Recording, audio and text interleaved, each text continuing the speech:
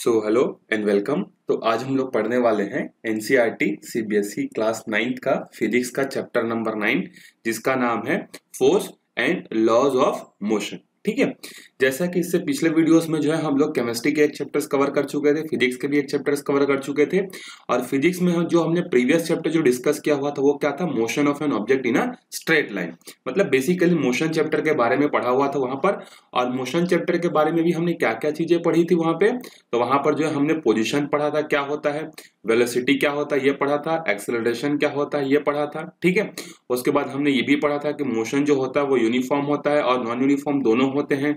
उनके डेफिनेशंस हमने देखे थे, उसके न्यूमेरिकल्स देखे थे, ग्राफ्स देखे थे। ठीक है, इस चैप्टर में आज हम लोग डिस्कस करने जा रहे हैं कि जो मोशन जो होता है किसी भी ऑब्जेक्ट में उसका कॉज क्या होता है, कोई ऑब्जेक्ट मूव क्यों करता है, कोई ऑब्जेक्ट मूव करते करते रुकता क्यों है। ठीक है, तो हम लोग बेसिकली पढ़ने वाले हैं कॉज ऑफ मोशन। मतलब चैप्टर नंबर जो फिजिक्स का 8 था उसी का आगे वाला पार्ट आप समझ सकते हो कि what are the causes of motion we will discuss in this chapter. ठीक है, चलो उसके बाद देखो इसमें हम लोग थोड़ा सा देखते हैं मोशन के कॉज को स्टार्ट करने से पहले कुछ लोगों के बारे में हमको जानना ज्यादा जरूरी है, क्योंकि उन्होंने ही हमको कॉज ऑफ मोशन के बारे में समझाया था। जैसे कि एक है हमारे पास गैलीलियो गैलीली और दूसरे हैं आइजैक न्यूटन।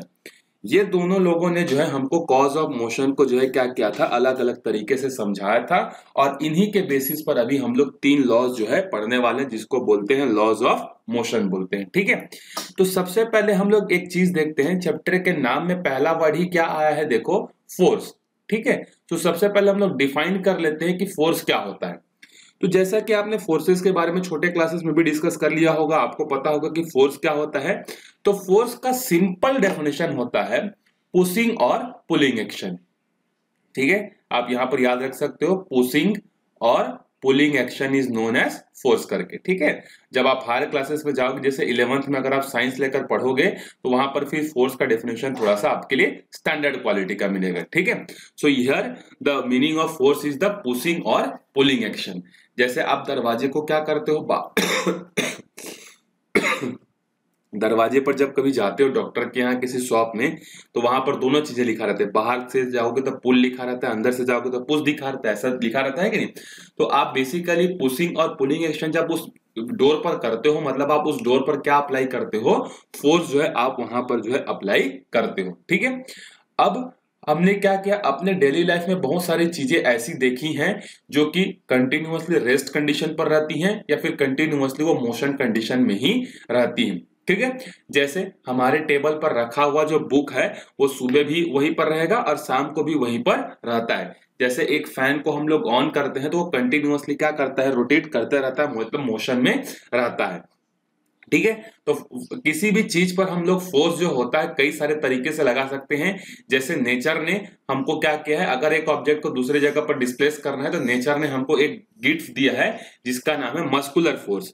हम लोग अपने मस्कुलर फोर्स से जो है क्या कर सकते हैं, किसी एक ऑब्जेक्ट को उठाकर दूसरे जगह पर जो है हम लोग रख सकते हैं। ठीक है, सो हम लोग पुशिंग कर सकते हैं, हिटिंग कर सकते हैं, पुलिंग कर सकते हैं, और मस्कुलर फोर्स के हेल्प से ये सब चीजें जो है हम लोग कर सकते हैं। ठीक है, अब थोड़ा सा देखो यहाँ पर कुछ एग्जांपल्स दिया हुआ है कि जैसे हम लोग अपने मस्कुलर फोर्स का यूज कहाँ कहाँ करते हैं। ठीक है, सो देखो ये एक बच्चा है जो कि क्या कर रहा है, एक ट्रॉली में सामान रखा हुआ है, उस ट्रॉली को क्या कर रहा है, पुश कर रहा है। तो यहां पर उसने कौन से फोर्स से पुश किया, तो उसने अपने मस्कुलर फोर्स से क्या कर रहा है, इस ट्रॉली को जो है ये पुल या फिर पुश जो है कर रहा है। ठीक है, पुश कर रहा है ट्रॉली को। जैसे हमारे घर में स्टडी टेबल होता है या फिर ड्रॉअर जो होता है, उसमें जो विंडोज होती हैं या फिर उसमें जो कबर्ड्स होते हैं, उसको ओपन करने के लिए हम लोग क्या यूज करते हैं, पुलिंग एक्शन यूज करते हैं। और वो पुलिंग एक्शन किसके हेल्प से होता है, वो होता है हमारे मस्कुलर फोर्स से। जैसे हॉकी स्टिक से जब हम लोग बॉल को हिट करते हैं तो वहां पर भी हम लोग अपने मस्कुलर फोर्स लगाकर जो है बॉल को क्या करते हैं, स्टिक के थ्रू हिट करते हैं। ठीक है, जैसे स्प्रिंग को कंप्रेस करना हो गया, फुटबॉल को कंप्रेस करना हो गया, these all action are done with the help of the our muscular force. ये सब हमारे मस्कुलर फोर्स के हेल्प से जो है होते हैं। ठीक है, तो सबसे पहले हमने क्या डिस्कस कर लिया, व्हाट इज फोर्स। फोर्स क्या होता है समझ में आ गया, पुशिंग और pulling action is known as force जो है उसको हम लोग बोलते हैं। ठीक है, अच्छा अब जब फोर्स जो होता है वो क्या क्या चीजें कर सकती है, तो फोर्स क्या कर सकता है, किसी ऑब्जेक्ट का पोजीशन चेंज कर सकता है। जैसे अगर वो बच्चा ट्रॉली को पहले यहाँ रखा है, फोर्स लगाएगा तो ट्रॉली को पुश करते करते यहाँ तक भी ला सकता है। मतलब फोर्स के हेल्प से हम लोग किसी ऑब्जेक्ट का पोजीशन क्या कर सकते हैं, चेंज कर सकते हैं। दूसरा क्या चेंज कर सकते हैं, अगर कोई ऑब्जेक्ट रेस्ट कंडीशन पर है तो उस पर फोर्स लगाकर हम लोग उसको मूविंग कंडीशन पर ला सकते हैं, और अगर कोई ऑब्जेक्ट मूविंग कंडीशन पर ऑलरेडी है तो उस पर फोर्स लगाकर हम लोग उसको क्या कर सकते हैं, रेस्ट कंडीशन पर भी ला सकते हैं। तो दूसरा काम हम लोग क्या कर सकते हैं, change in state of rest और मोशन। ठीक है, फिर फोर्स लगाकर हम लोग क्या कर सकते हैं, किसी चीज का स्पीड को भी हम लोग क्या कर सकते हैं, इंक्रीज कर सकते हैं। जैसे साइकिल में अगर हम लोग पैडल लगा रहे हैं, धीरे धीरे चला रहे हैं, ठीक है, अब हमको तेज चलाना है तो हम लोग क्या करेंगे, साइकिल के पैडल पर फोर्स ज्यादा लगा देंगे, जिससे साइकिल की स्पीड क्या हो जाएगी, बढ़ जाएगी। तो हम लोग फोर्स लगाकर किसी ऑब्जेक्ट का स्पीड को भी हम लोग क्या कर सकते हैं, चेंज कर सकते हैं। ठीक है, उसके बाद फोर्स लगाकर और क्या किया जा सकता है, फोर्स लगाकर किसी चीज के डायरेक्शन को भी चेंज किया जा सकता है। जैसे ये मान लो ये एक कैनल है, कैनल मतलब नहर है, इसमें से पानी आ रही है, ठीक है, पानी ऐसा सीधा जाना चाहती है, लेकिन हमने यहाँ पर फोर्स लगाया और इसको हमने यहाँ पर बेंड कर दिया, ठीक है, तो ये पानी का क्या हो जाएगा, अब डायरेक्शन जो है चेंज हो जाएगा। जैसे हम लोग अपने साइकिल के हैंडल पर क्या करते हैं, मोड़ने के लिए क्या करते हैं, फोर्स लगाते हैं। तो साइकिल के हैंडल पर जब फोर्स लगाते हैं तो हमारा साइकिल का डायरेक्शन क्या होता है, चेंज हो जाता है। तो हम लोग फोर्स लगाकर किसी ऑब्जेक्ट के डायरेक्शन को भी क्या कर सकते हैं, चेंज कर सकते हैं। ठीक है, जैसे अगर फुटबॉल हमारे तरफ आ रही है तो हम लोग इसको किक जब करेंगे तो ये क्या होगा, अपोजिट डायरेक्शन में चले जाएगा, या फिर जिधर हम लोग किक करेंगे उस डायरेक्शन में चला जाएगा। तो पहले फुटबॉल हमारी तरफ आ रहा था, लेकिन हमने उस पर फोर्स लगाया थ्रू आवर लेग और वो फुटबॉल का डायरेक्शन चेंज हो गया। ठीक है, तो ये हमारा क्या हो गया, डायरेक्शन। उसके बाद एक और चीज हम लोग फोर्स के हेल्प से कर सकते हैं, और वो है किसी भी ऑब्जेक्ट का शेप को हम लोग चेंज कर सकते हैं। ठीक है, हम लोग हीटिंग करके या फिर उसको दबा करके या किसी भी चीज से हम लोग क्या कर सकते हैं, किसी ऑब्जेक्ट के शेप को हम लोग चेंज कर सकते हैं। ठीक है, सो ये है फोर्स का डेफिनेशन, और फोर्सेस क्या क्या काम कर सकते हैं ये सब चीजें हमने डिस्कस कर लिया। अब फोर्स जो होता है, फोर्स एक वेक्टर क्वांटिटी होती है। कौन सी क्वांटिटी है ये, force is a vector quantity. ठीक है, वेक्टर क्वांटिटी के बारे में डिस्कस कर चुके हैं। एक ऐसी क्वांटिटी जिसके पास मैग्नीट्यूड भी होता है और डायरेक्शन भी होता है, और इसका एसआई यूनिट जो होता है, ये होता है एसआई यूनिट, इसका होता है न्यूटन, और इसको हम लोग लिखते हैं कैपिटल एन। जैसे अगर कहीं पर ऐसा लिखा होगा मान लो 30 एन, तो इसको कैसे रीड करोगे, 30 न्यूटन। तो इसका यूनिट होता है न्यूटन और इसका सिंबल होता है कैपिटल एन। अब कैपिटल एन क्यों लेते हैं, क्योंकि साइंटिस्ट के नाम है। ठीक है, अभी हायर क्लासेस में जब जाओगे तो आप पढ़ोगे, जब भी किसी यूनिट का नाम साइंटिस्ट के नाम पर होता है तो उसका जो सिंबल होता है वो कैपिटल होता है। जैसे पावर के बारे में आपने पढ़ा होगा कि पावर का जो यूनिट होता है वो होता है वॉट होता है, और उसका सिंबल क्या होता है, कैपिटल डब्ल्यू होता है। ठीक है, तो इस तरीके से आप वहां पर पढ़ोगे।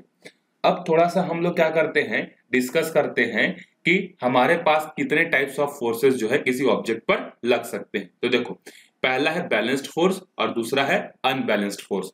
नाम से ही आपको समझ में आ रहा होगा कि बैलेंस्ड फोर्स क्या होता है, जो सब चीज को बैलेंस करके रखता होगा। बैलेंस करके रखना मतलब अभी डिस्कस करेंगे हम लोग। और अनबैलेंस मतलब किसी एक तरफ क्या होगा, कोई ना कोई फोर्स जो होगा वो ज्यादा हो जाएगा, उसको हम लोग बोलते हैं अनबैलेंस बोलते हैं। ठीक है, सो बैलेंस क्या होता है, देखो बैलेंस फोर्स एक ऐसा फोर्स होता है जो किसी ऑब्जेक्ट पर लगता है, और अगर किसी ऑब्जेक्ट पर लगने वाले जो जितने भी फोर्सेस हैं, अगर सारे फोर्सेस का समेशन अगर जीरो है, या मैं बोलूं कि नेट फोर्स अगर किसी ऑब्जेक्ट पर लग रहा है और अगर किसी ऑब्जेक्ट पर लगने वाला नेट फोर्स अगर जीरो है, तो उसको हम लोग क्या बोलेंगे, बैलेंस्ड फोर्स बोलेंगे। क्या बोलेंगे उसको हम लोग, बैलेंस्ड फोर्स बोलेंगे। जैसे मान लेते हैं एक ऑब्जेक्ट ये है, इस ऑब्जेक्ट पर जो है इस डायरेक्शन से फोर्स लग रहा है जो कि इसको इधर ढकेलने की कोशिश कर रहा है, किधर, राइट टू लेफ्ट। एक फोर्स लग रहा है जो कि लेफ्ट टू राइट ढकेलने की कोशिश कर रहा है, एक फोर्स ऊपर से नीचे ढकेलने की कोशिश कर रहा है, एक फोर्स नीचे से ऊपर। ऐसे इस ऑब्जेक्ट पर जो है बहुत सारे फोर्सेस जो है F1, F2, F3, F4 इस तरीके से काम कर रहे हैं। ठीक है, तो ये ऑब्जेक्ट इतने फोर्सेस के बावजूद भी अगर अपने जगह से नहीं हिलता है, ना ही नीचे जा रहा है, ना ही ऊपर जा रहा है, ना ही लेफ्ट जा रहा है, ना ही राइट जा रहा है, इसका मतलब इस पर लगने वाले जो टोटल फोर्सेस हैं उन सबका समेशन कितना है, जीरो। मतलब बैलेंस फोर्स समझ में आ गया, whenever the total sum of the force acting on a body is zero, then the body is said to be balanced condition. जब भी किसी ऑब्जेक्ट पर लगने वाले टोटल फोर्सेस जो होंगे, अब टोटल फोर्सेस मतलब एक दो नहीं, बहुत सारे हो सकते हैं, लेकिन जितने फोर्सेस किसी ऑब्जेक्ट पर लगेंगे उन फोर्सेस के लगने के बावजूद भी अगर वो अपना पोजीशन चेंज नहीं करती है, इसका मतलब उस पर लगने वाला नेट फोर्स कितना है, 0 है। और इसका जस्ट उल्टा क्या होगा, अनबैलेंस्ड फोर्स। अगर किसी ऑब्जेक्ट पर लगने वाला नेट फोर्स अगर 0 नहीं है तो वो क्या कहलाएगा, अनबैलेंस्ड फोर्स कहलाएगा। ठीक है, और अनबैलेंस्ड फोर्स क्या क्रिएट करता है, यही अनबैलेंस्ड फोर्स है जो कि वेलोसिटी क्रिएट करता है। जैसे ये एक टेबल है, ये एक बॉक्स है, इस पर लग रहा है इधर से 10 न्यूटन का फोर्स लग रहा है और इधर से ये लगा रहा है 50 न्यूटन का फोर्स। ठीक है, तो इस 10 न्यूटन के फोर्स को जो कि इधर ढकेलने की कोशिश कर रहा है राइट को, इस 10 को इस 50 में से 10 वाला खत्म कर देगा और इस पर कितना फोर्स बच जाएगा, नेट फोर्स 40 बचेगा। तो क्या ये अब बैलेंस रह पाएगा, नहीं। इस 10 के एक्शन को तो इधर के 10 ने खत्म कर दिया, तो जो बचा 40, अब ये 40 न्यूटन का फोर्स इस बॉडी को कहां ले जाने की कोशिश कर रहा है, राइट टू लेफ्ट ले जाने की कोशिश ये कर रहा है। तो इस ऑब्जेक्ट पर या इस सिस्टम पर लगने वाला ये जो फोर्स है, ये फोर्स कहलाएगा अनबैलेंस्ड फोर्स। जबकि इस वाले ब्लॉक पर जो लगने वाले टोटल फोर्सेस थे सबका समेशन 0 था, इसीलिए इसको हम लोग बोलेंगे बैलेंस्ड फोर्स और इसको क्या बोलेंगे, अनबैलेंस्ड फोर्स। अब अनबैलेंस्ड फोर्स का डायरेक्शन कहां है, राइट टू लेफ्ट। तो ये ऑब्जेक्ट भी किधर जाने की कोशिश करेगा, राइट टू लेफ्ट। तो एक चीज आपको याद रखना है, जिधर भी नेट फोर्स का डायरेक्शन होता है ऑब्जेक्ट हमेशा उधर जाने की ही कोशिश करता है। जैसे अभी नेट फोर्स का डायरेक्शन किधर था, इधर था। अब नेट फोर्स मतलब बोल रहा हूं मतलब सारे फोर्सेस का समेशन निकालने के बाद रिजल्टेंट बोल रहा हूं ना मैं। तो यहां पर 10 था तो इस 10 को इसने कैंसिल कर दिया, अब ये जो 40 बचा, ये 40 क्या है, नेट फोर्स है। तो ये नेट फोर्स इस बॉडी को राइट टू लेफ्ट ले जाने की कोशिश कर रहा है, तो इसका मोशन भी किधर होगा, जिधर नेट फोर्स होगा। मतलब एक सिंपल वर्ड में किसी भी ऑब्जेक्ट का मोशन उस डायरेक्शन में होता है जिस डायरेक्शन में नेट फोर्स क्या करता है, काम करता है। ठीक है, आई होप आपको समझ में आ गया होगा what is balanced force and what is unbalanced force. जैसे ये एक टेबल पर जो है क्या रखा हुआ है, एक ब्लॉक जो है रखा हुआ है, एक जो है इधर फोर्स लग रहा है एक्स डायरेक्शन में जो कि इसको इधर खींचने की कोशिश कर रहा है, दूसरे डायरेक्शन में इधर खींचने की कोशिश कर रहा है।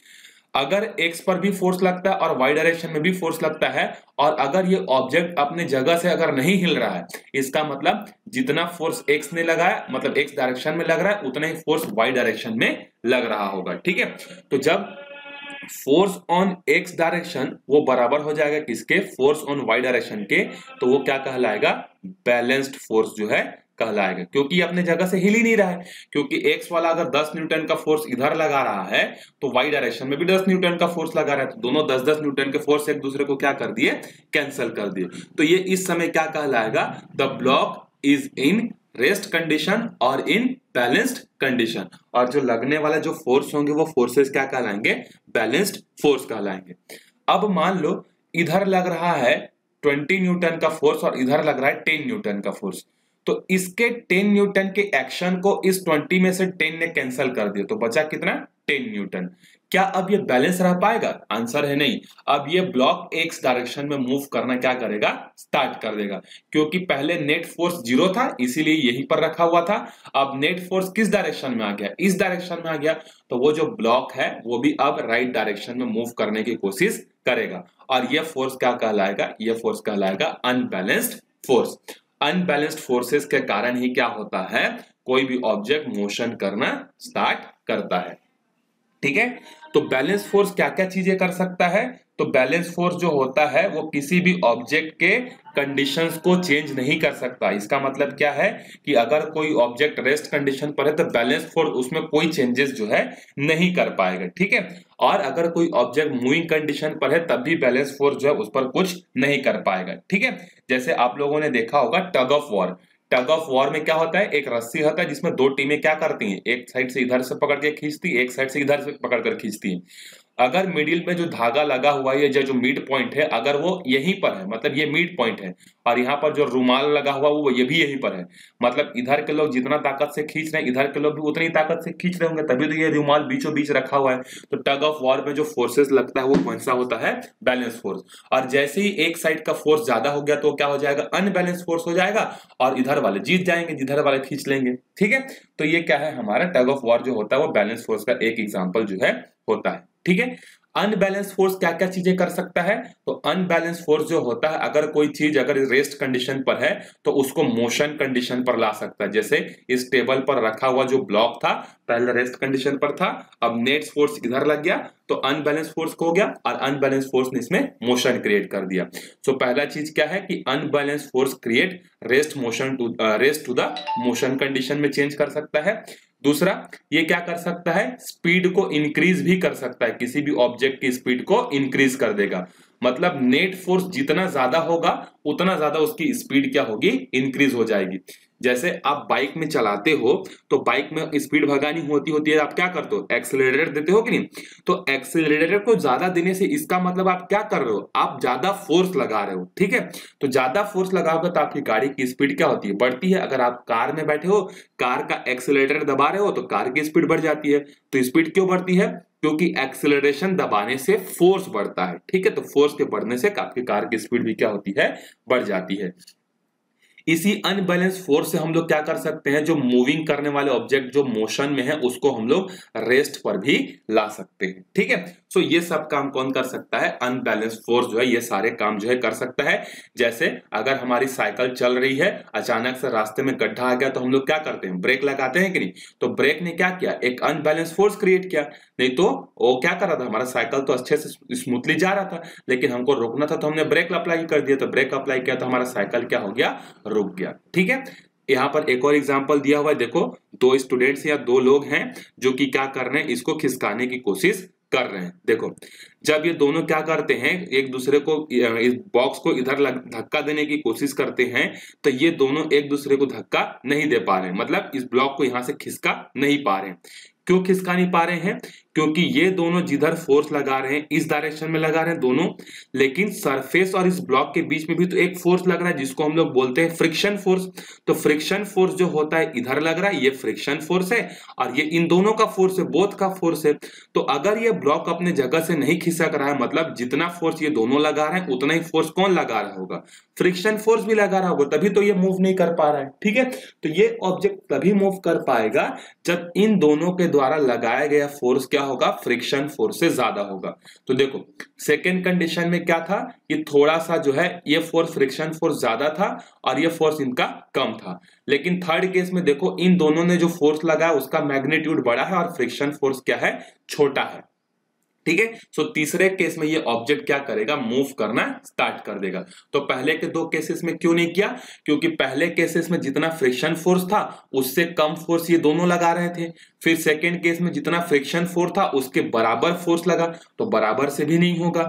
जब तक फ्रिक्शन से एक्स्ट्रा फोर्स आप नहीं लगाओगे तब तक ये ब्लॉक जो है मूव नहीं करेगा। तो पहले दोनों कंडीशन में क्या था समझ में आ गया, पहले में फ्रिक्शन फोर्स से कम था इसीलिए मूव नहीं हो पाया, फ्रिक्शन फोर्स के बराबर था इसीलिए मूव नहीं हुआ। तीसरे केस में इन दोनों ने जो फोर्स लगा वो फ्रिक्शन फोर्स से ज्यादा था, इसी वजह से ये ब्लॉक क्या हो गया, आगे मूव कर गया। ठीक है, तो किसी भी ऑब्जेक्ट के अगर पोजीशन में चेंज लाना है तो आपको उसके अपोजिट फोर्स से एक्स्ट्रा फोर्स जो है आपको लगाना पड़ेगा। ठीक है, और फ्रिक्शन फोर्स जो होता है वो हमेशा मोशन के अपोजिट डायरेक्शन में जो है क्या करता है, वर्क करता है। ये भी चीज आपको याद रखनी है। ठीक है, चलते हैं फिर हम लोग लॉज ऑफ मोशन पर, जिसमें हमारा सबसे पहला है फर्स्ट लॉ ऑफ मोशन। थोड़ा सा इसके बारे में हम लोग समझ लेते हैं। वैसे तो फर्स्ट लॉ ऑफ मोशन में आपको एक वर्ड में समझा सकता हूं, एक सेंटेंस में, बहुत इजी है, लेकिन फिर भी इसकी थोड़ी सी हम लोग हिस्ट्री देखते हैं कि ये फर्स्ट लॉ ऑफ मोशन जो है गैलीलियो ने कैसे बनाया, और फिर गैलीलियो के ही रूल को जो है न्यूटन ने कैसे कॉपी पेस्ट करके कट करके जो है नया सुधार के अपना नाम से रूल बना दिया। देखो, by observing the motion of object on an inclined plane, Galileo deduced that the object move with the constant speed when no force act on them. He observed that when a marble rolls down an inclined plane, its velocity increases. In the next chapter, you will learn the marble falls under the unbalanced force of gravity. Gravity के बारे में हम लोग अगले chapter में पढ़ने वाले हैं। Velocity decreases when the climb। देखो बहुत सारा एक्सपेरिमेंट करने के बाद गैलीलियो ने ये चीज देखा कि जब आप किसी इंक्लाइंड सरफेस पर, ये देखो ये इंक्लाइंड है कि नहीं, जब आप किसी इंक्लाइंड सरफेस पर एक मार्बल को फ्रीली छोड़ते हो तो ये मार्बल सीधी सी बात है, ऑब्वियस सी बात है, कहां जाएगा, नीचे जाएगा। अब जब ये मार्बल यहां से नीचे जाता है और इसके सामने अगर कोई दूसरा इंक्लाइन प्लेन आता है, तो ये मार्बल जितना यहां से लेके यहां तक का डिस्टेंस कवर किया है ना, मान लो इसने 10 मीटर का डिस्टेंस कवर किया, तो ये मार्बल क्या चाहता है कि यहां से ये 10 मीटर क्या हो, ऊपर भी चढ़े।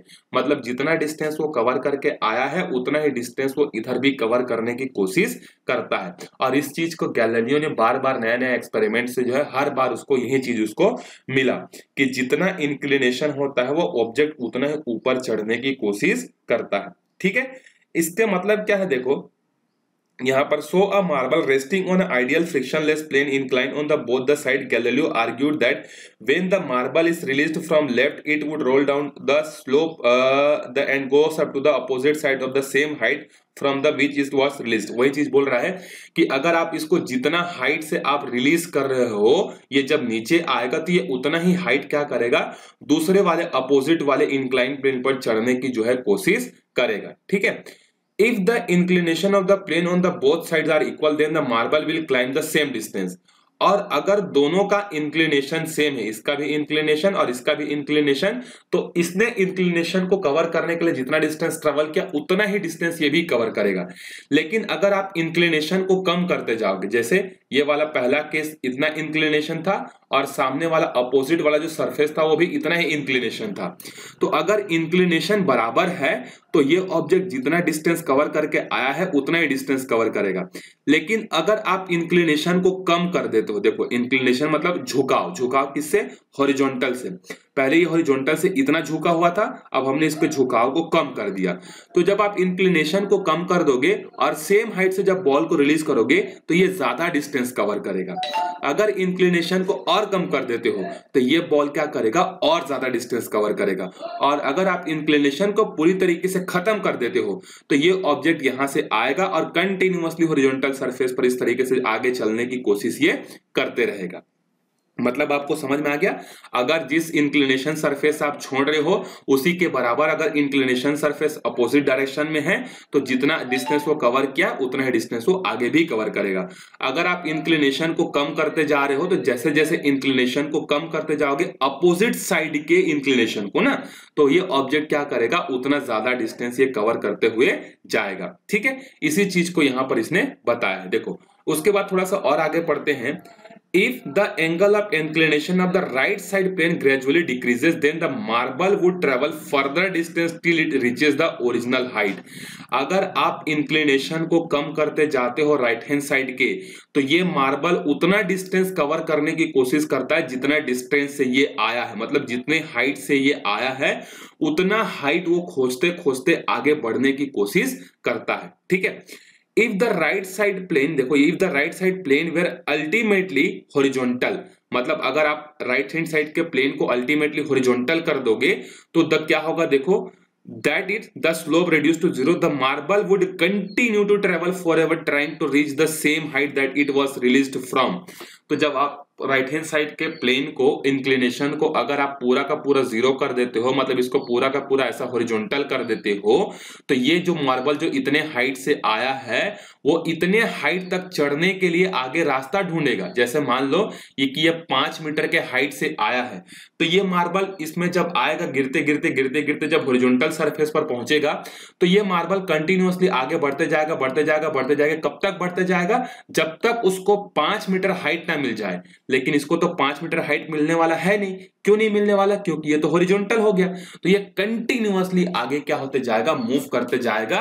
और किसकी तलाश में ये मूव करते जाएगा, ताकि वो 5 मीटर हाइट से अगर ऊपर से नीचे गिरा है तो वो नीचे से ऊपर भी 5 मीटर हाइट चढ़ जाए। लेकिन हमने तो प्लेन को हॉरिजॉन्टल कर दिया, तो इसीलिए ये क्या करेगा, आगे इसी हॉरिजॉन्टल प्लेन में कंटिन्यूअसली जो है मोशन जो है करते रहेगा।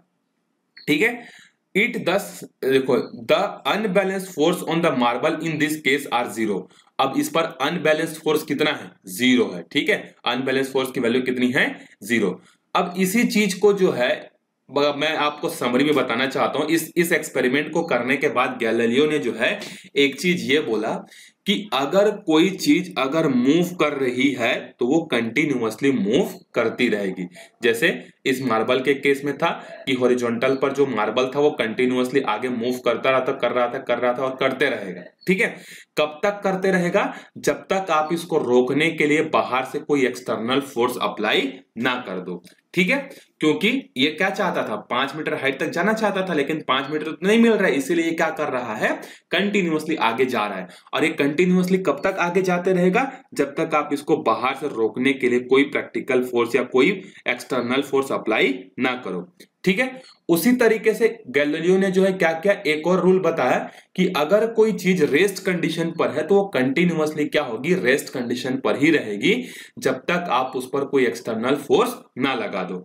मतलब गैलीलियो ने इस एक्सपेरिमेंट को करने के बाद क्या कंक्लूजन दिया, आपको समझ में आया? अगर कोई ऑब्जेक्ट अगर मूव कर रहा है तो कंटिन्यूअसली मूव करते रहेगा, अगर कोई ऑब्जेक्ट रेस्ट कंडीशन पर है तो वो कंटिन्यूअसली रेस्ट कंडीशन पर ही रहेगा जब तक आप उन दोनों में कोई एक्स्ट्रा फोर्स लगाकर चेंज ना कर दो। इसी को बोलते हैं फर्स्ट लॉ ऑफ मोशन। ठीक है, अल्टीमेटली गैलीलियो ने जो बताया था उसी के वर्ड्स को चेंज करके न्यूटन ने क्या किया, उसको सिंप्लीफाइड करके अपने नाम से जो है रूल बना दिया। क्योंकि गैलीलियो ने जो बताया था वो थोड़ा कॉम्प्लिकेटेड था, इंक्लिनेशन था, हाइट था, ये था वो था, उसी को जो है न्यूटन ने पढ़ा, उसी को सिंप्लीफाइड किया और उसने अपने नाम से फर्स्ट रूल बना दिया। So first law of motion क्या बोलता है, देखो, any object remains in the state of rest or in a uniform motion along a straight line until it is compelled या external force not applied to change the state। ठीक है, मतलब ये बोलना क्या चाहता है, आपको समझ में आया? कोई ऑब्जेक्ट अगर रेस्ट कंडीशन पर है सो रेस्ट कंडीशन पर ही रहेगा, अगर कोई ऑब्जेक्ट मूविंग कंडीशन पर है that will be in moving condition in a straight line until an external force is applied. अगर एक टेबल पर एक बुक रखा हुआ है तो 25 साल बाद भी वहीं पर रखा हुआ रहेगा।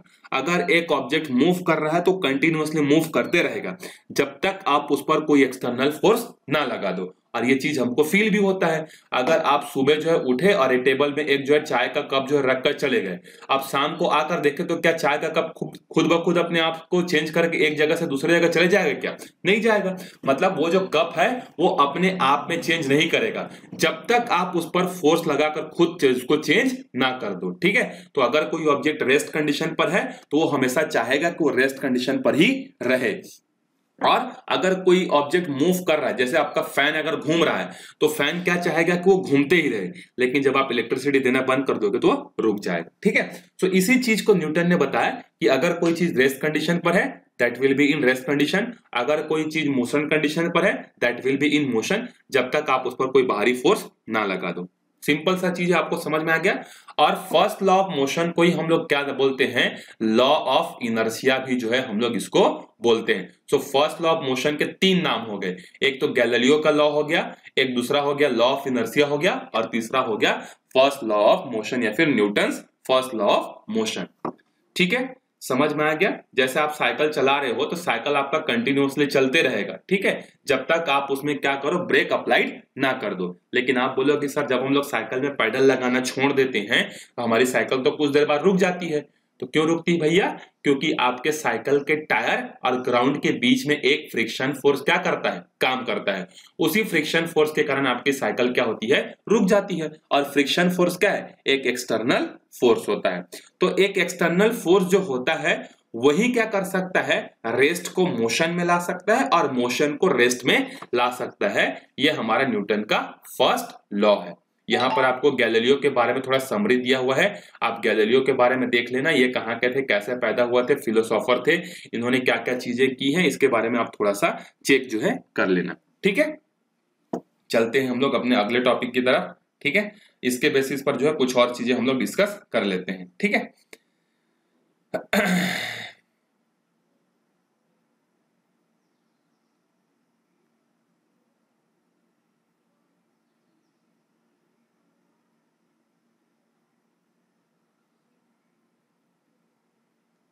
कहाँ गया अगला?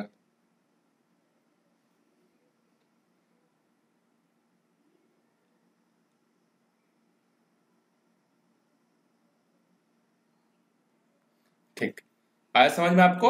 अब आगे चलते हैं हम लोग अगले टॉपिक पर जिसका नाम है इनर्शिया एंड मास। ठीक है। सो इनर्शिया क्या होता है और मास क्या होता है, इन दोनों चीजों के बारे में हम लोग डिस्कस करेंगे, और इनर्शिया और मास में कैसा रिलेशन है इसके बारे में भी हम लोग डिस्कस करेंगे। ठीक है। सो इनर्शिया का सिंपल मीनिंग में अगर आपसे पूछूं कि what does the mean of inertia, तो इनर्शिया का सिंपल मीनिंग होता है लेजीनेस। लेजीनेस मतलब आलसी। ठीक है, आलसी, हिंदी में हम लोग क्या बोलते हैं इसको, आलसी होना। ठीक है। सो इनर्शिया क्या होता है, एक ऐसी प्रॉपर्टी होती है जो खुद अपने आप में चेंज करने में कैपेबल नहीं होती है। ठीक है, मतलब ये है, जैसे आपको मैं पहले एक एग्जांपल से समझाता हूं ताकि इनर्शिया आपको समझ में आ जाए। मान लो एक टेबल है, एक चेयर है, सॉरी दो चेयर हैं, दो चेयर में जो है दो लोग बैठे हुए हैं। पहले चेयर पे जो है 200 केजी का एक मोटा आदमी बैठा हुआ है और दूसरे केजी में 50 केजी का एक दुबला पतला आदमी जो है बैठा हुआ है। दोनों आराम से बैठे हुए हैं। हम अब आए और बोले दोनों को खड़े हो जाओ करके। ठीक है, तो कौन जल्दी खड़े होगा, सिंपल सा चीज है, 50 केजी वाला जो है क्या हो जाएगा, जल्दी खड़ा हो जाएगा, जबकि 200 केजी वाला जो है जल्दी खड़ा नहीं हो पाएगा। रीजन क्या है, रीजन ये है कि ये जो मोटा आदमी था ये अपने आप में जल्दी एक्टिव होकर चेंज नहीं कर पाया, जबकि 50 केजी वाला जो आदमी था वो तुरंत एक्टिव हुआ और अपने आप में चेंज कर लिया। ठीक है, तो हम लोग बोलेंगे कि इसकी इनर्शिया क्या है, ज्यादा है, और इसकी इनर्शिया क्या है, कम है। इसकी इनर्शिया लेस, इसकी इनर्शिया मोर। तो यहां पर आपको एक और रिलेशन इसी एग्जांपल से समझ में आ गया होगा कि जिसका मास ज्यादा होता है उसकी इनर्शिया भी क्या होती है, ज्यादा होती है, और जिसका मास कम होता है उसकी इनर्शिया भी कम होती है। So what is inertia? So inertia is the property of object due to which it cannot change its position या it cannot change its own condition। जो अपने आप में चेंज कर पाने में कैपेबल नहीं होता है उसी को हम लोग बोलते हैं इनर्शिया। या फिर आप एक और तरीके से इसको समझ सकते हो, कोई भी चीज जो अपने आप में जल्दी चेंजेस नहीं कर पाता वही क्या कहलाता है, उसकी इनर्शिया कहलाती है। आई होप अब आपको समझ में आ गया होगा। ठीक है, क्लियर है ये चीज, इनर्शिया का मतलब आपको समझ में आ गया। चलते हैं अब लोग मास पे। मास क्या होता है, देखो किसी भी ऑब्जेक्ट का मास जो होता है वो हमको ये चीज बताता है कि उसके अंदर में कितने सामान भरे हुए हैं। ठीक है, सो मास बेसिकली हमको क्या इंडिकेट करता है, द अमाउंट ऑफ सब्सटेंस और constituent particle contained by any body is known as mass. So inertia क्या है, दोनों का डेफिनेशन अगर आप लिखना चाहो तो मैं आपको एक और बार बता देता हूं। Inertia is the property of an object due to which it can not change suddenly in its own condition, ये लिख सकते हो। या आप एक और लिख सकते हो, inertia is the property of an object due to which it is unable to change in its own condition. जो अपने आप में चेंज करने में अनेबल होता है, जो अपने आप में जल्दी चेंज नहीं ला पाता, उसी को हम लोग क्या बोलते हैं, इनर्शिया बोलते हैं। और मास क्या होता है, the amount of substance contained by any object, किसी ऑब्जेक्ट के भीतर में कितना पार्टिकल्स भरा हुआ है वो कहलाता है मास। अब इन दोनों में रिलेशन क्या है, जितना ज्यादा मास होगा उतना ही ज्यादा उसकी क्या होगी, इनर्शिया होगी। यहां पर देख लो, इस मोटे आदमी का मास ज्यादा था तो इसकी इनर्शिया भी क्या थी, ज्यादा थी। इनर्शिया कैसे ज्यादा थी, कैसे पता चला, क्योंकि इसने अपने आप में जल्दी चेंज नहीं किया, ये अपने आप में जो है जल्दी चेंज नहीं कर पाया, तो इसी का तो नाम इनर्शिया होता है। जो अपने आप में जल्दी चेंज नहीं कर पाता है, जो आलसी है, आलसी मतलब जो जैसा है वो वैसा रहने की कोशिश करता है। तो इनर्शिया का मतलब एक और समझ सकते हो, आलसी, जो जैसा है वो वैसा ही रहना चाहता है। अगर मोटा आदमी सो रहा है तो सोते ही रहना चाहेगा, जल्दी से उठना पसंद नहीं करेगा। ठीक है, ये होता है हमारा इनर्शिया। अब इनर्शिया के बेसिस पर हम लोग कुछ एग्जांपल्स भी जो है हम लोग डिस्कस कर सकते हैं। ठीक है, जैसे इनर्शिया के बेसिस पर एक कॉमन एग्जांपल, आपने कैरम बोर्ड खेला होगा, तो कैरम बोर्ड में यहां पर बहुत सारी क्या होती हैं, कॉइन्स होती हैं। जब कैरम के स्ट्राइकर से हम लोग क्या करते हैं, बहुत जोर से हिट करते हैं, तो सबकी सब जो कॉइन्स होती हैं वो गिरती नहीं है, सिर्फ नीचे की 2-3 कॉइन्स यहां से डिस्प्लेस होकर इधर इधर या इधर चली जाती हैं, बाकी सारी कॉइन्स यहीं पर क्या होती हैं, इस तरीके से गिर जाती हैं। तो ऐसा क्यों होता है, तो ऐसा होता है ड्यू टू इनर्शिया। इनर्शिया क्या होता है, देखो ये सारे जो कॉइन्स जो एक के ऊपर एक रखे हुए थे, ये सब क्या चाहते हैं कि ये जैसे रखे हुए हैं ऐसे ही रखे हुए रहें। लेकिन जब आप एक स्ट्राइकर से इसको हिट करते हो, तो जब हिट करते हो तो बहुत फोर्स लगता है, और फोर्स लगने के कारण ये अपनी जगह से हिलकर जो है दूसरे जगह पर आ जाता है। लेकिन इसके ऊपर वाले जितने के जितने वो सब क्या चाहते हैं कि हम लोग जैसे हैं वैसे ही रहें, मतलब आलसी हैं तो आलसी ही रहें, इसीलिए अपनी जगह से नहीं हिलते और यहीं पर क्या होते हैं, गिर जाते हैं। इसी को हम लोग बोलते हैं इनर्शिया। तो इनर्शिया के कारण कैरम के जो कॉइन्स होते हैं उसमें के सिर्फ एक दो कॉइन्स ही आगे जा पाते हैं, बाकी सारे कॉइन्स जो होते हैं वहीं पर गिर जाते हैं। क्यों? क्योंकि वो अपने आप में जल्दी से चेंज नहीं कर पाते।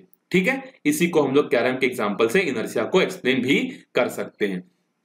और भी हमारे पास एग्जाम्पल हैं, जैसे अगर मैं आपसे पूछूं, ठीक है, आप इसको प्रैक्टिकली सोचना और मेरे को आंसर देना। ठीक है, मान लो एक बहुत बड़ा ट्रक का टायर है, ट्रक का टायर मतलब हैवी होता है, ट्रक का ये टायर है, ठीक है, और एक साइकिल के टायर है, साइकिल का एक टायर है। दोनों को हमने सेम फोर्स लगाकर जो है मतलब 10 न्यूटन का और 10 न्यूटन का फोर्स लगाकर हमने दोनों को धक्का दिया। ठीक है, कितना का? 10 न्यूटन का फोर्स लगाया हमने, और 10 न्यूटन का फोर्स लगाकर जो है हमने उसको क्या कर दिया, धक्का दिया। ठीक है, अब मैं आपसे यह जानना चाहता हूं कि जब, अच्छा एक और कंडीशन हम लोग ये अज्यूम कर लेते हैं, एक और कंडीशन क्या अज्यूम कर लेते हैं कि दोनों के रास्ते में जो है, मान लो ये एक ट्रक का टायर था और ये एक साइकिल का टायर था। ठीक है, सॉरी बाय द ये कुछ मिस्टेक हो गया। ठीक है, एक और बार ड्रॉ कर लेते हैं। ये ट्रक का टायर है और ये साइकिल का टायर है। दोनों को हमने 10 न्यूटन के फोर्स से दोनों हमने धक्का दिया। अब दोनों के सामने हमने एक सेम साइज का पत्थर रख दिया, दोनों के सामने। ठीक है, अब आप खुद सोचो थोड़ा सा, दोनों को हमने एक साथ धक्का दिया, सेम फोर्स लगाकर धक्का दिया, और दोनों के रास्ते में सेम साइज के हमने पत्थर जो है लाकर रख दिए। अब जब ये पत्थर से टकराएंगे तो कौन सा टायर जो है जल्दी रुक जाएगा? आप मेरे को आंसर करो कि ट्रक का टायर से टकरा कर रुक जाएगा कि साइकिल का टायर रुक जाएगा? ठीक है, तो आप लोग सोचो। ठीक है, तो आपको आंसर मिल गया होगा कि ट्रक का जो टायर है वो इसके ऊपर से चढ़कर निकल जाएगा, जबकि साइकिल का टायर क्या हो जाएगा, इस पत्थर से टकराकर रुक जाएगा। क्यों रुक जाएगा? क्योंकि इसका मास कम है। तो इसका मास कम है मतलब इसकी इनर्शिया भी क्या होगी, कम होगी, और इसकी इनर्शिया क्या होगी, ज्यादा होगी। इनर्शिया ज्यादा है मतलब क्या है, ये अपने आप में जल्दी चेंज नहीं कर पाएगा क्योंकि इसकी इनर्शिया ज्यादा है। इसकी इनर्शिया कम है तो ये अपने आप में क्या करेगा, जल्दी से चेंज कर पाएगा। तो ये अपने आप में जल्दी से चेंज नहीं कर पाएगा क्योंकि इसकी इनर्शिया हाई है, और इसकी इनर्शिया कम है तो ये अपने आप में क्या करेगा, जल्दी चेंज कर लेगा। तो इसने अपने आप में जल्दी चेंज किया और पत्थर से टकरा कर रुक गया यहीं पर। ये अपने आप में चेंज नहीं कर पाया जल्दी, और इस पत्थर के ऊपर से चढ़कर निकल गया। तो ट्रक का टायर का इनर्शिया ज्यादा है और हमारे साइकिल के टायर का इनर्शिया क्या है, कम है। तो इसको भी हम लोग किससे एक्सप्लेन कर सकते हैं, इनर्शिया से जो है हम लोग इसको एक्सप्लेन कर सकते हैं। ठीक है, एक और यहां पर एक्सपेरिमेंट दिया हुआ है, देखो एक ग्लास लेना, एक ग्लास के ऊपर में कार्डबोर्ड रखना और कार्डबोर्ड के ऊपर में एक कॉइन रखना, और बड़ी तेजी से जो है क्या करना, अपने फिंगर से इस कार्डबोर्ड को हिट करना। जब आप कार्डबोर्ड को हिट करोगे तो ये कार्डबोर्ड अपने जगह से हट जाएगा, लेकिन ये जो कॉइन है ये कार्डबोर्ड के साथ नहीं आएगा। ये कॉइन कहां गिर जाता है, ग्लास के अंदर में जो है गिर जाता है। जब हम लोग कार्ड को जोर से हिट करते हैं तो कॉइन को भी कार्ड के साथ आना चाहिए था, क्योंकि कार्ड के ऊपर में ही तो कॉइन रखा हुआ है, लेकिन कार्ड सिर्फ बाहर आता है और कॉइन ग्लास के अंदर गिर जाता है। इसका रीजन क्या है, इसका भी रीजन इनर्शिया है। और जितनी भी मैं चीजें यहां पर आपको समझा रहा हूं ये सब इनर्शिया के बेसिस पर ही एक्सप्लेन करेंगे, और ये एग्जाम में आता भी है। ठीक है, सो ये कॉइन ग्लास के अंदर में क्यों गिरा, तो देखो कार्ड के ऊपर में क्या रखा हुआ था, कॉइन। ये कॉइन क्या चाहता है, इनर्शिया के कारण ये कॉइन ये चाहता है कि अभी मैं रेस्ट कंडीशन पर हूं तो मैं रेस्ट कंडीशन पर ही रहूं, क्योंकि फर्स्ट लॉ ऑफ मोशन का ही दूसरा नाम इनर्शिया होता है। तो चाहे मैं इनर्शिया बोलूं चाहे फर्स्ट लॉ ऑफ मोशन बोलूं, दोनों का मीनिंग तो सेम है। तो ये कॉइन क्या चाहता है कि मैं रेस्ट कंडीशन पर हूं तो रेस्ट कंडीशन पर ही रहूं। लेकिन जब हमने कार्ड को हिट किया तो कार्ड तो मोशन में आ गया, लेकिन इनर्शिया के कारण, अपनी जिद्दी के कारण, अपनी आलसी के कारण ये कॉइन इस कार्ड के साथ जाना पसंद नहीं किया और ये अपने जगह पर ही रहना पसंद किया। तो इसका बेस तो हट गया। अब कॉइन अगर अब इसके साथ नहीं जाएगा तो उसके जगह पर रहने की कोशिश करेगा, तो उसके जगह पर तो कुछ नहीं है, तो अब ये क्या हो जाएगा, नीचे गिर जाएगा। तो कॉइन जो होता है वो भी इनर्शिया के कारण क्या होता है, उस ग्लास के अंदर में गिर जाता है। ठीक है, जबकि कार्डबोर्ड मोशन में आ जाता है, वो अपने आप में चेंज कर लेता है। कॉइन आलसी होने के कारण अपने आप में चेंज नहीं होता, इसीलिए वो क्या होता है, ग्लास के अंदर में जो है गिर जाता है। ठीक है, सो इस वीडियो में हम लोग यहीं तक देखते हैं। नेक्स्ट वीडियो में हम लोग इनर्शिया के बेसिस पर कुछ और क्वेश्चंस को एक्सप्लेन करेंगे, उसके बेसिस पर हम लोग एप्लीकेशंस को देखेंगे, और बहुत सारे क्वेश्चन इनर्शिया के बेसिस पर आपसे पूछते हैं, तो उन सबको हम लोग अगले वीडियो में डिस्कस करेंगे। सो आपको कैसा लगा ये वीडियो डेफिनेटली बताइएगा। मिलते हैं अगले वीडियो में, तब तक अच्छे से पढ़ते रहो। Bye bye.